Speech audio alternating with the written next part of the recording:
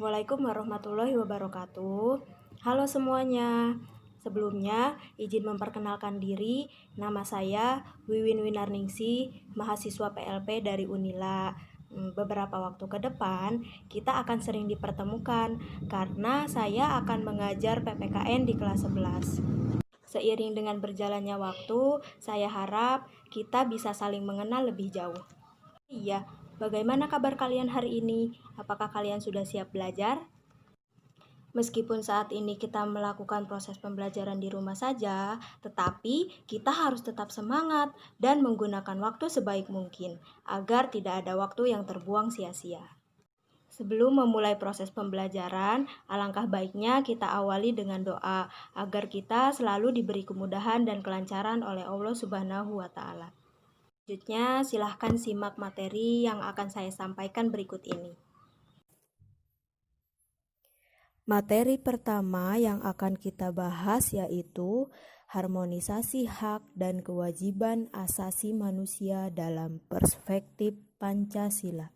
Ada beberapa subbab yang akan kita pelajari pada bab ini, yaitu tentang konsep hak dan kewajiban asasi manusia, substansi hak dan kewajiban asasi manusia dalam Pancasila, kasus pelanggaran hak asasi manusia, dan upaya pengakuan hak asasi manusia.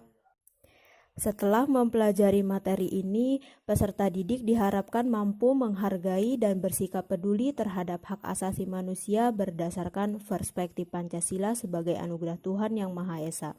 Selain itu, peserta didik juga diharapkan mampu menganalisis dan menyaji pelanggaran hak asasi manusia dalam kehidupan berbangsa dan bernegara dengan penuh rasa tanggung jawab, disiplin mengembangkan 4C, dan memiliki kepedulian terhadap lingkungan.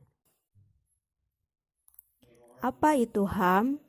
Kalian tentu sudah tidak asing lagi dengan kata HAM, bukan? Sebelum mengetahui pengertian dari HAM, maka kita harus tahu dulu apa itu hak. Hak adalah segala sesuatu yang harus didapatkan oleh setiap orang, sedangkan asasi adalah bersifat dasar atau pokok. Jadi, secara sederhana, HAM berarti hak dasar manusia menurut kodratnya.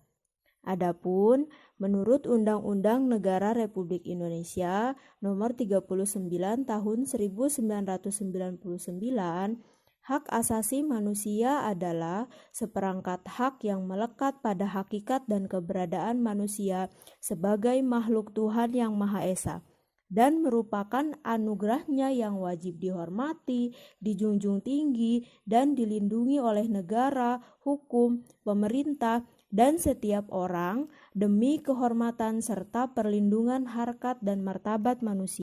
Pada hakikatnya, HAM mengandung dua makna, yaitu HAM merupakan hak alamiah dan HAM merupakan instrumen. Mengapa HAM disebut dengan hak alamiah? Karena HAM merupakan hak yang dibawa manusia dari sejak dalam kandungan yang merupakan anugerah dari Tuhan Yang Maha Esa.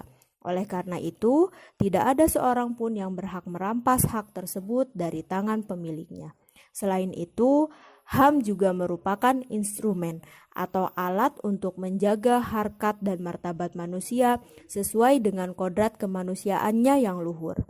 Tanpa HAM, manusia tidak akan dapat hidup sesuai dengan harkat dan martabat kemanusiaannya sebagai makhluk Tuhan yang paling sempurna.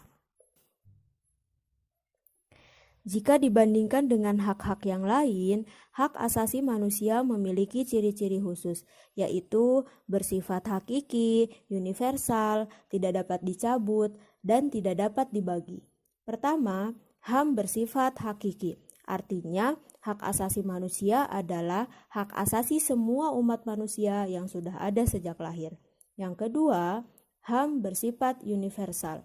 Maksudnya adalah hak asasi manusia berlaku untuk semua orang, tanpa memandang status, suku bangsa, gender, atau perbedaan lainnya.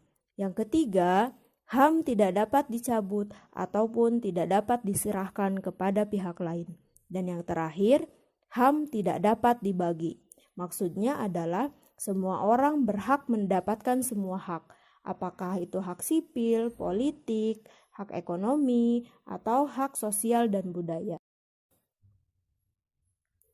Nah, di samping ada hak yang harus kita dapatkan, ada juga kewajiban yang harus kita jalankan sebagaimana layaknya manusia. Kewajiban secara sederhana dapat diartikan sebagai segala sesuatu yang harus dilaksanakan dengan penuh tanggung jawab. Dengan demikian, kewajiban asasi dapat diartikan sebagai kewajiban dasar setiap manusia. Ketentuan ini diatur dalam pasal 1 ayat 2 Undang-Undang Republik Indonesia Nomor 39 Tahun 1999 tentang Hak Asasi Manusia yang menyatakan bahwa kewajiban dasar manusia adalah seperangkat kewajiban yang apabila tidak dilaksanakan tidak memungkinkan terlaksananya dan tegaknya hak asasi manusia. Lalu, contoh hak dan kewajiban asasi manusia itu seperti apa, Bu? Nah, misalnya begini, kita mempunyai hak untuk hidup. Artinya, kita juga mempunyai kewajiban untuk menjalankan kehidupan dengan baik, dengan cara tidak menyakiti diri sendiri yang akan berpengaruh terhadap kelangsungan hidup kita. Selain itu, kita juga berkewajiban untuk melindungi hak hidup orang lain. Contoh lainnya yaitu sebagai seorang peserta didik, kita mempunyai hak untuk mendapatkan ilmu pengetahuan. Nah, hak itu dapat kita peroleh ketika dipenuhinya kewajiban oleh guru, yaitu menyampaikan materi pembelajaran. Selain itu, hak itu akan kita dapatkan ketika kita menjalankan kewajiban kita sebagai peserta didik untuk belajar dengan sungguh-sungguh. Dengan demikian, hak dan kewajiban asasi manusia merupakan dua hal yang saling berkaitan. Keduanya memiliki hubungan kasualitas atau hubungan sebab akibat. Seseorang mendapatkan haknya dikarenakan dipenuhinya kewajiban yang dimiliki. Hak dan kewajiban asasi juga tidak dapat dipisahkan karena bagaimanapun dari kewajiban itulah muncul hak-hak dan sebaliknya. Akan tetapi sering terjadi pertentangan karena hak dan kewajiban tidak seimbang. Banyak orang yang menuntut haknya namun tidak bisa menjalankan kewajibannya. Demikian materi kita hari ini. Saya ucapkan terima kasih kepada kalian yang sudah mau mengikuti proses pembelajaran dengan baik. Selanjutnya sebagai bahan evaluasi, saya akan memberikan tugas. Silahkan tuliskan 5 hak yang bisa kalian dapatkan sebagai seorang peserta didik dan sebagai seorang anak, dan tuliskan 5 kewajiban yang harus kalian lakukan sebagai seorang peserta didik dan sebagai seorang anak. Untuk tugasnya silahkan dikumpulkan pada pertemuan selanjutnya. Sekali lagi saya ucapkan terima kasih. Jangan lupa terus jaga kesehatan. Semoga kita selalu dalam keadaan sehat walafiat. Saya tutup dengan wassalamualaikum warahmatullahi wabarakatuh.